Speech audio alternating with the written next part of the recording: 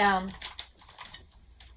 Hey guys, my name is khiaindigo and welcome back to my YouTube channel. You know what? My been on pause, but I'm finna press play in a millisecond. My last video, I said that I would be back in like a week. Psych a lot! It's been a little bit longer than that. I've been living my life. I've been, having a little bit of fun. I get ghetto. People don't know that. Out in the street. I've been outside. Just kidding. I've needed just a little bit of time to myself to really reflect on what I want to put out into the world. Last video was my first ever YouTube video. It took me a little bit longer than what it was expected to gain more vision for what exactly I want this channel to be like, look like, produce, all of that stuff. Now, with all that being said, I like to put out a new segment on this channel called Indigo Fountain.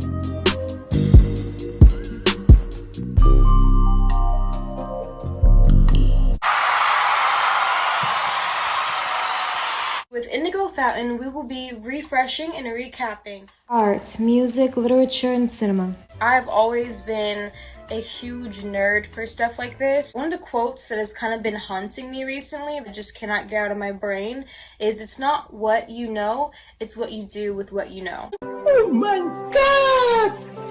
Wow! Oh my God! This is your brain. This is the story. Imagine it soaked in gold, drizzled with gems. Basically, what we're gonna do is just squeeze it out, and it's just gonna land on your brain so that you're only really getting the good stuff without the fluff. Yeah. And now, without further ado, I would like to reintroduce you all to a story of Marjorie MorningStar. This is a tale about a doomed love and dead dreams. So, our story is starting off with Miss Marjorie Morgans. She's an 18-year-old girl who is almost done with her high school experience. She lives with her two parents. She is being courted by a young man named Sandy Lamb.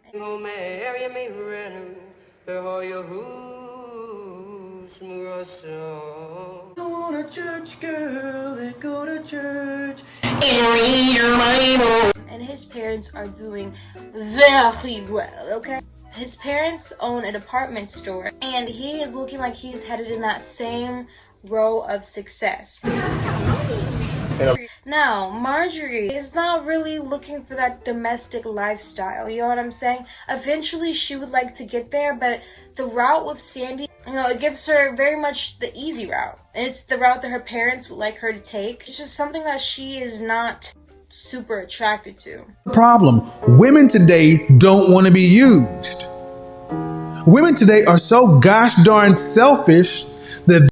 But Marjorie does take these theater classes. During one of her theater classes, she is joined by one of her best friends who we are introduced to. Her name is Marcia. Marcia invites her to be a dramatic counselor throughout the summer because they're about to finish school. Right across that camp is another camp called Camp Southwind. And this camp is basically for older dramatic art pursuers. So that is way up Marjorie's alley. And Marcia basically wants her to do this because she feels like she knows her friend. Marjorie is just very innocent. She just needs to experience more life and see more of people who are doing things that she's interested in. Because you've got to see what life is really like. Look, I got a job as a swimming instructor at a camp for little girls. Right across the lake from a camp with big boys. Marjorie, how would you like to be dramatic counselor? Marjorie doesn't really give her a precise answer, but later on that day, this is after Sandy Lamb proposes to her. It must have cost a fortune. Well, it sometimes helps to have a department store in the family. Go ahead, put it on. I can't. It only means we're engaged. But I don't know if I want to be engaged. She decides that she would like to confront her mother about going to the camp, and her mother reluctantly agrees. Please.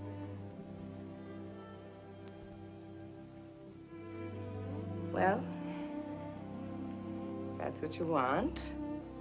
Some time passes by, they're out of school, counseling at this camp.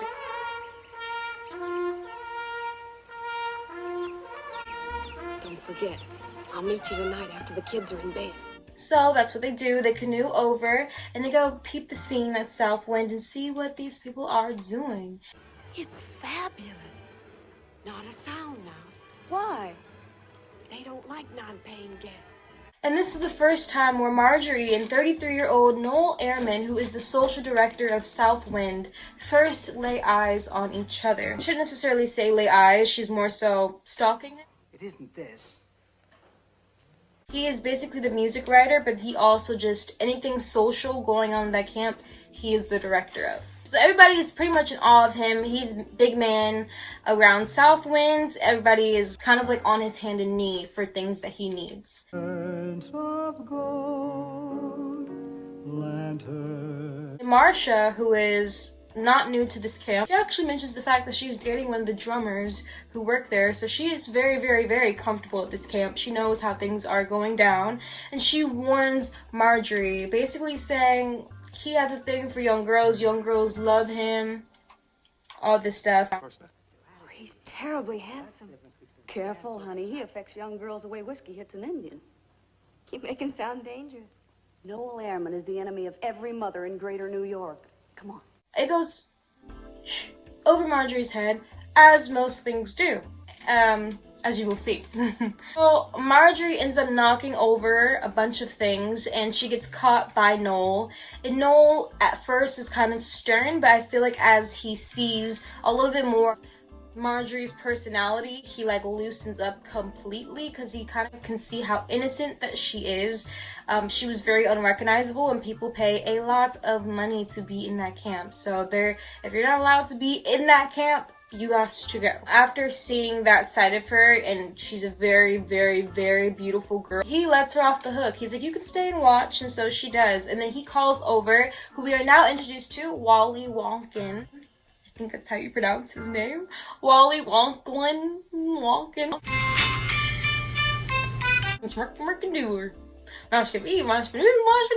Yeah, she is introduced to him, and he is actually an important character into this story. Nonetheless, he is called over to assist Marjorie with her wounds. He then goes on to confess how beautiful she is. All I can think of to say right now is the most beautiful girl I've ever seen. And she's like, okay, thank you so much. Like, I'm pretty sure that was nothing new for Marjorie. It isn't. She already has a guy at home who's over here proposing and in love with her. It's not the city, girl. You bitches is not outside. You bitches is not in a motherfucking theater. So someone confessing how beautiful she is isn't necessarily something that's new. So when it's time for them all to leave, Marjorie goes back to the canoe, and now she's looking for her friend Marcia. Marcia is nowhere to be found. Marcia's probably somewhere macking, okay? So she ends up getting caught because she's being very loud. And this guy is chewing her out, basically being like, girl, what you doing here? Then Noel steps up, basically trying to like puff out his chest, which works because he just holds more weight than others. He ends up providing Marjorie a job. So she has one of those lower brow jobs working there, and so does her best friend, Marcia. Mr. Ehrman. I think nothing of it. It's the very least I could do for a colleague. Good night, Miss Morningstar. Oh, the name is Morgenstern. Yes, I know. Morningstar. So, time goes by, and Marjorie is itching for one of these famous, infamous roles that Mr. Noel Ehrman provides. She was caught up on stage from sweeping, and Noel cuts her midway through and doesn't really give an explanation. He's just like, okay, you're done. Get her out of here. She's done. So she's like a little bit hurt by this because, as we can see, she really does value his opinion on her. It just wasn't funny. You're much too young and wholesome. It just wasn't right with you doing it. What am I supposed to be doing here then?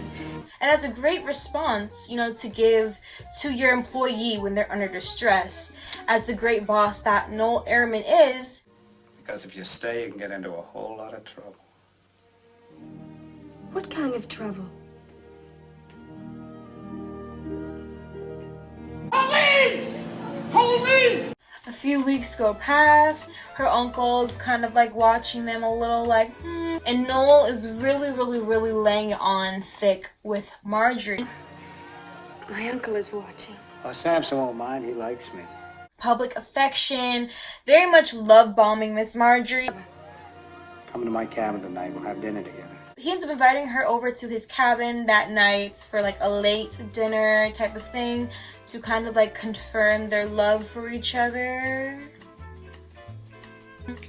Uncle Samson gets word of this and he's like, oh, don't worry, I'll talk to him. Don't you worry, I'm gonna figure this out. That night, Uncle Samson ends up setting up the dinner at Noel's cabin, which he was not supposed to do, so Noel's kind of just like, what are you doing here? What are you doing here, silly? Fella, Nice fellas don't have much fun. this fun, it's so important to you? Very. Some people want it to last a whole lifetime. She's in love. It's a pity you can't be.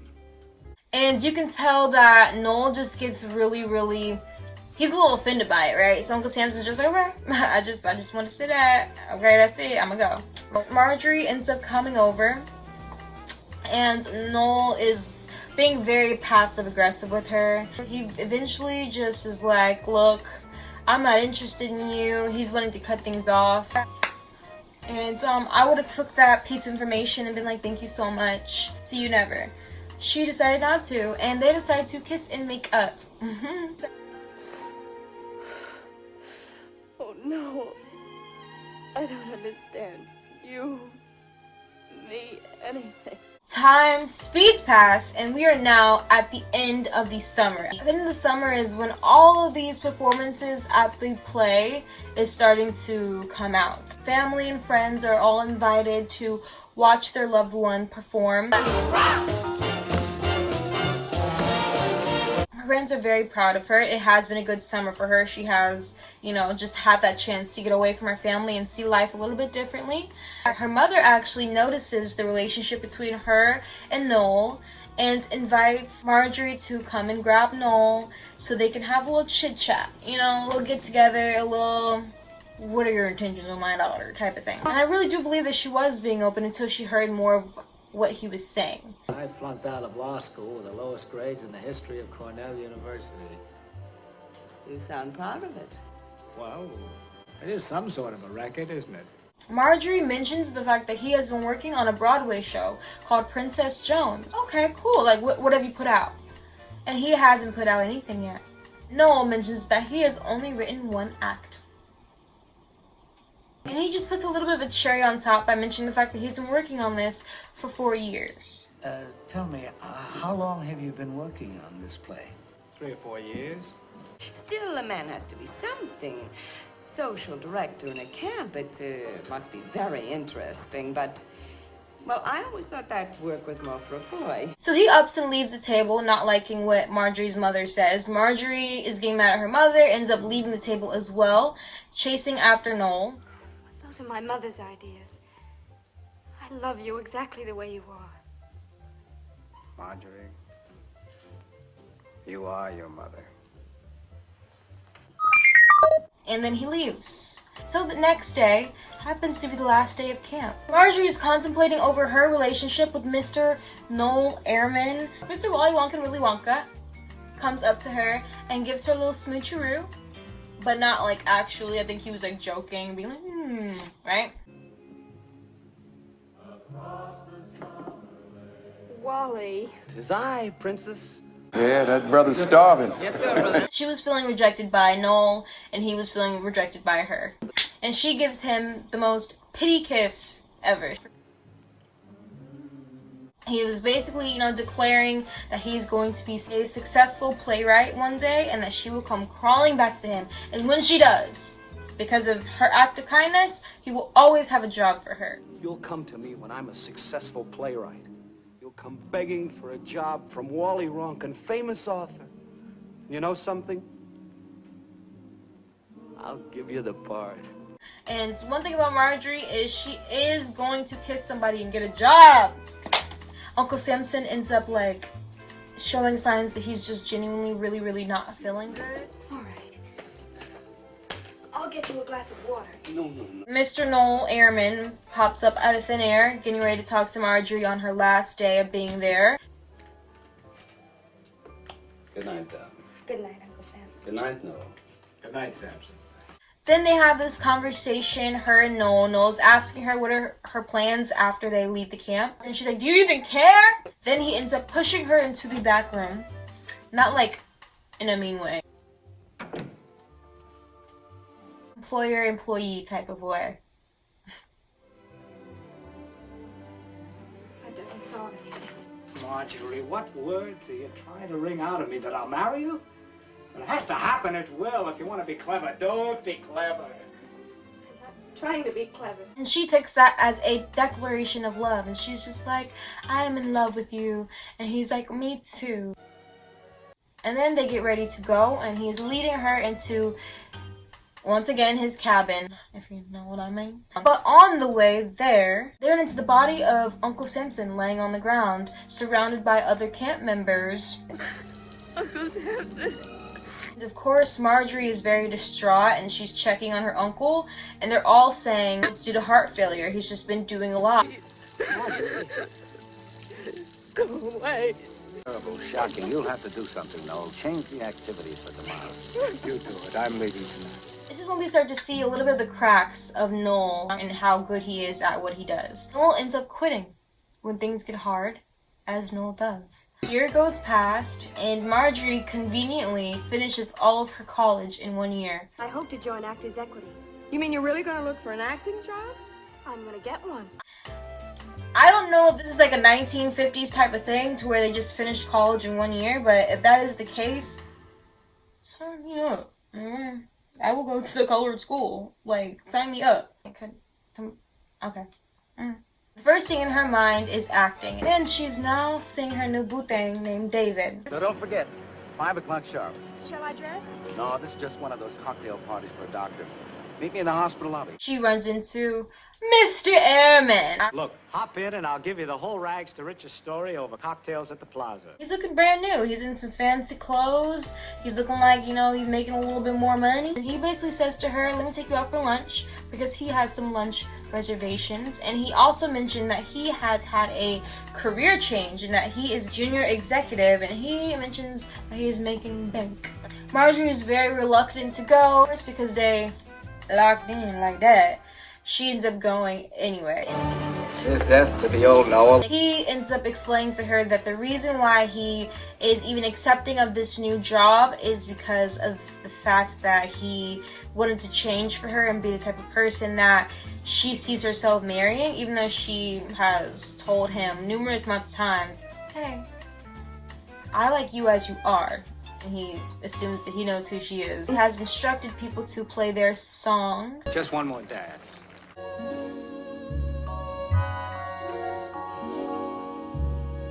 It makes it a little bit more difficult for her to leave, but she still ends up leaving anyway, and she is late to the date that she has with David. I ran into an old friend, and the time just flew.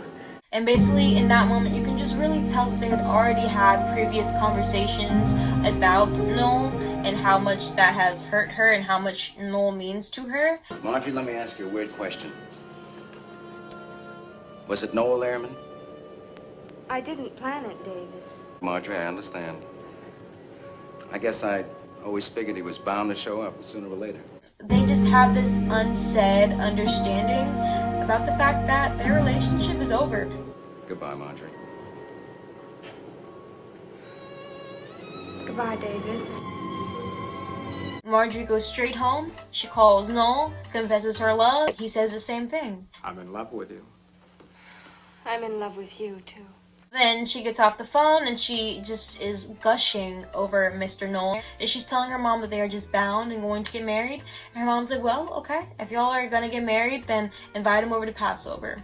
At the Passover, he just looks very uncomfortable. Celebrate the Passover with us. This cup in the... Seeing people have so much grounding and understanding and have so much love for something that was outside of them was new for him. And I think that just kind of made him, you know, feel some type of way. He kind of just feels like he's missing something out of his life. I was disturbed. Deeply.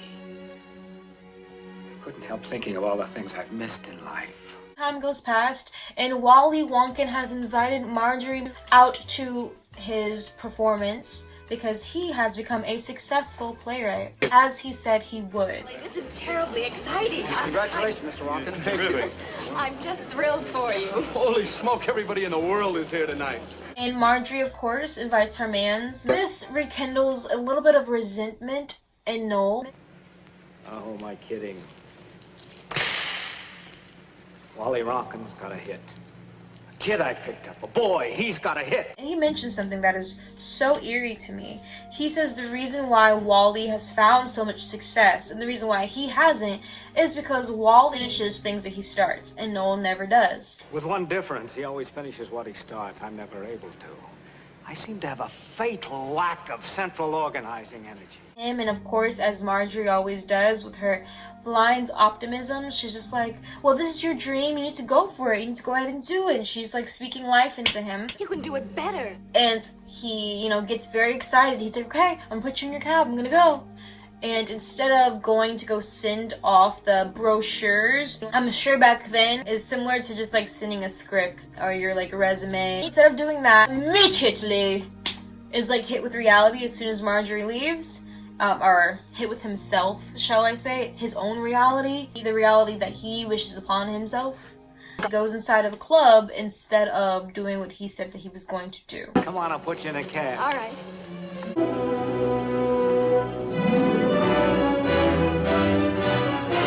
What the hell is that? Now, a whole week goes past, and Marjorie has not heard a word from Mr. Ehrman. Mr. Ehrman, please. Have you any idea where he is? She's worried sick about him. She's calling the place that he lives. She goes to his home, and she sees this beautiful blonde woman randomly in his house. Marjorie? Yes. He's taking a shower. Who are you? I'm Pam. Who are you? I'm the owner of this house. Hey, your friend Marjorie's here. And she's like, hi. Who are you? I'm the owner of this house. Who are you? She ends up saying to Marjorie, before you throw a fit, just know that me and Noel are just friends and that he slept somewhere differently. Oh, well, now don't start throwing things at him when he comes out. It sounds peculiar, but, well, you just have to believe it. You're one girl who has nothing to fear. And she hurries up and she leaves. So then Noel gets out of the bathroom and he meets Marjorie and he kind of is just acting like nothing happened. He doesn't apologize. He just starts bringing up these problems that are invisible. I guess that's why I didn't call you all week. I was so worried, Noel. I thought you might be sick. I was sick.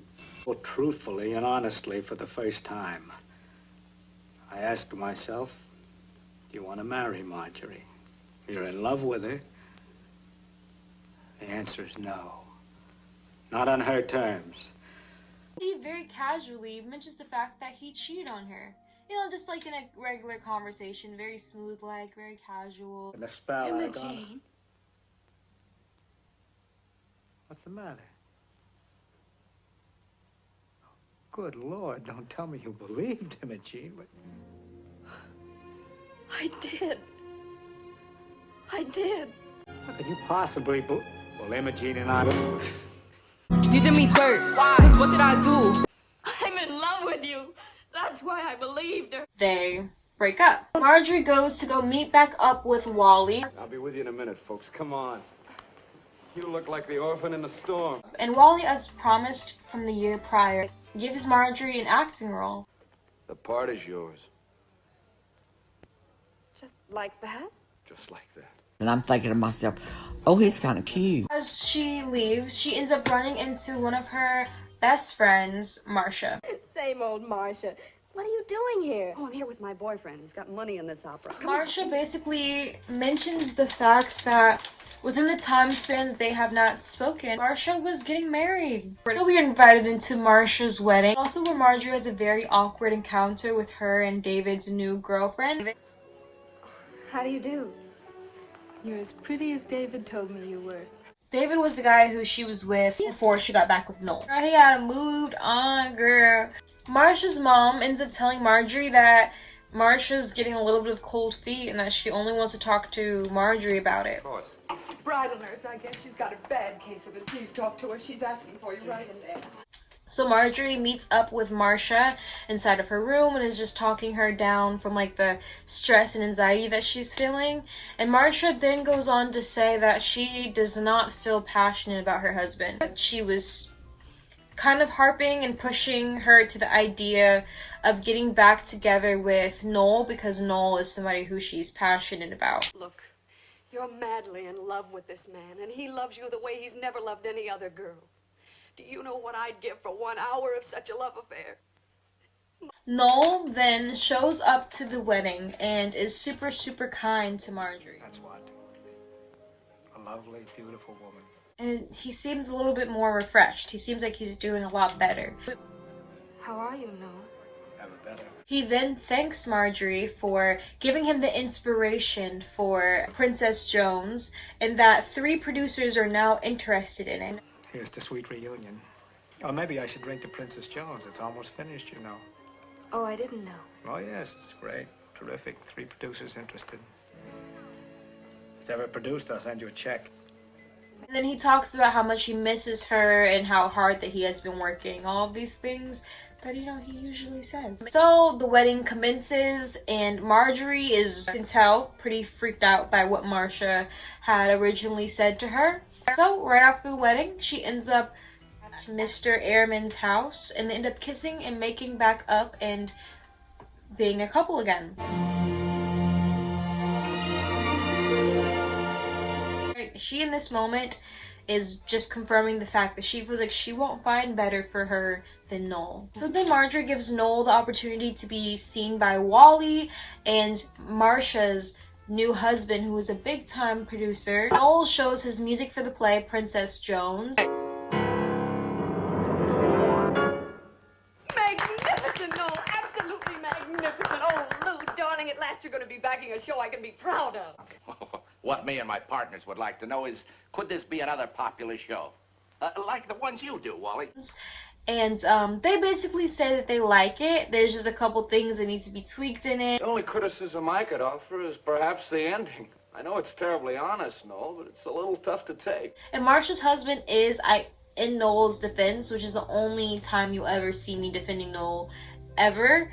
But he was kind of little boying him a little bit, like touching him in his face and just like little boying him. You've got our money. Oh, I see. And that's why you think you have the right to judge me. Just a little bit, just a little tiny bit. But Noel clearly does not know how to deal with criticism or confrontation because he just ends up going off on all of them. Made? You've all got it made! Success oozes from all of you. It covers you like a coat of heavy grease. It's disgusting. It can't fail. I promise you the show won't fail. He gets ready to leave. They still end up picking up his play. Who's pulling out? We're businessmen. We're not Patsy. We don't care. I hope he has a hit. Weeks have passed. The play is over. After the performance, you know, everyone's feeling okay about it. Giving their props to Marjorie about, you know, the fact that Noel has finally completed something. They're very proud of him. All of these things. It was absolutely stupendous. Marcia, did you really like it? Like it, darling, I was overwhelmed. End up meeting back up. And everyone but Noel is there. One of the producers come in. He basically explains that Princess Jones got eaten up by the critics. Say something. We were crucified. No. I told him to change the ending. The newspapers have already been printed out. People do not take very kindly to the play. Marjorie knows that he cannot take criticism, so she's instantly looking for Noel, and Noel is nowhere to be found. In a year. Where's Noel? I left him backstage. Did he read these? Every word. And at Noel's apartment, he has left Marjorie a letter basically saying, well, we can assume the fact that he never wants to be back. Marjorie, darling, I've come to take you home. Papa, he's gone. You know, as Marcia said about following her man to the ends of the earth, that's what she declares that she's gonna do. I see. Wherever he is, I have to help him. But what's the use? He needs me. I have to find him. I have to find him. And the story picks back up. Marjorie's actually in London. Marjorie's found some type of success in what she does. And as she's going back inside of her apartment in London. Any calls? No, miss. No letters. No, miss. Oh, there's a gentleman waiting to see you. And she automatically assumes that it's Noel because she has just spent so much time looking for Noel, but it happens to be Wally. And Wally is just there congratulating her on her new success that she has found, asking what she's been doing with this time. And she basically has just been saying that she has been looking for Noel. And Wally ends up saying that, you know, he knows where Noel is, but he suggests that she does not go because he's happy where he's at. And just that his ego is very easy to crumble. She might be able to take another failed relationship attempt, but we don't know what edge that would push Noel to. Wally ends up just telling her back at Camp Southwind. I'll make him happy. He's happy without you. Southwind is the only place on earth where he's somebody, where he's important. If you love him, stay away from him. And Marjorie's like, are you done? Are you done? No? Okay. I'm gonna go see my man. Alright. Okay, bye. Yum. You got to see it through, my boy. So she ends up flying out to Camp Southwind, and this is my favorite scene in the entire movie because she just sees he's exactly the same person the first day they met, and that is where he is comfortable at.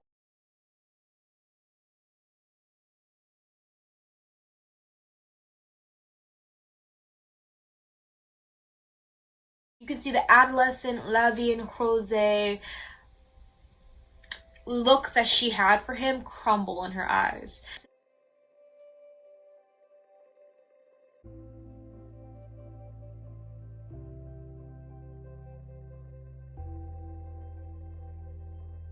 I don't know, it's very beautiful to me. So then she ends up getting back on the bus, and Wally's in the back of the bus waiting for her.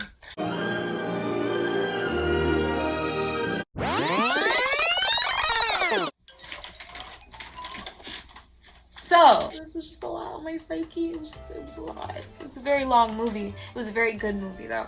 Here are the gems that I would like to refresh from that. This really, to me, just encompasses what a young romance is like. But not just that. From first glance, I know that it seems like a romance movie of doomed love, but I also wanted to add in dead dreams. And that really rang a chord to me, Noel's story, just as well as Marjorie's story, because Noel cannot complete anything in his life.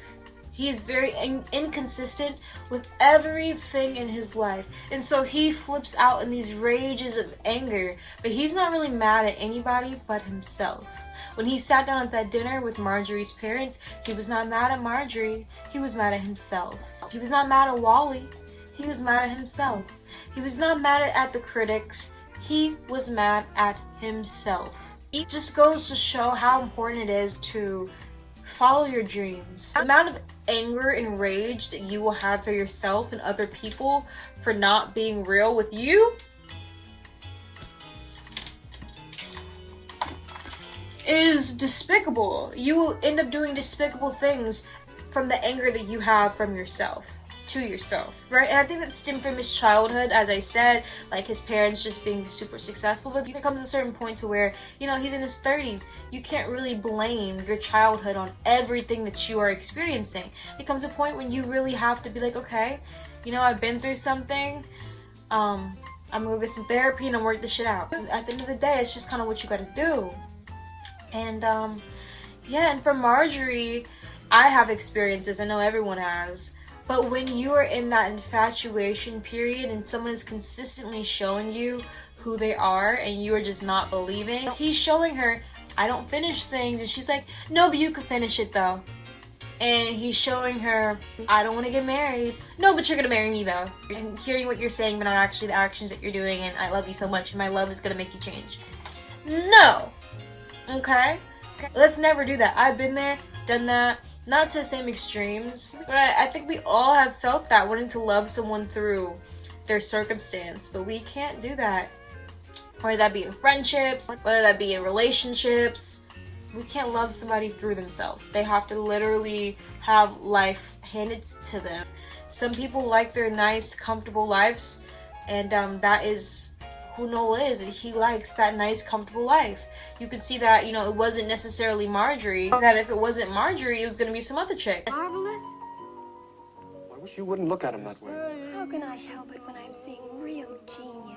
You know, and he's going to go through the same cycle over and over and over again until he is confronted with himself. And who knows when that's going to be.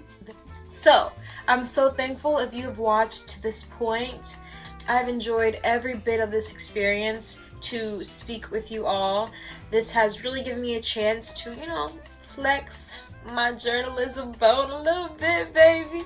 This is really, really fun. I'm excited to edit this and get this out and just have people receive more of this story because it's very, very great. Eventually, I want Indigo Fountain to expand in so many different ways that I'm excited to introduce to you guys. So go ahead and buckle up, because this is just the beginning and we just have so much more to explore with Indigo Fountain. If you like more of this content, then you can just subscribe to me, you know what I mean? Thank you so much, and I hope to see you soon.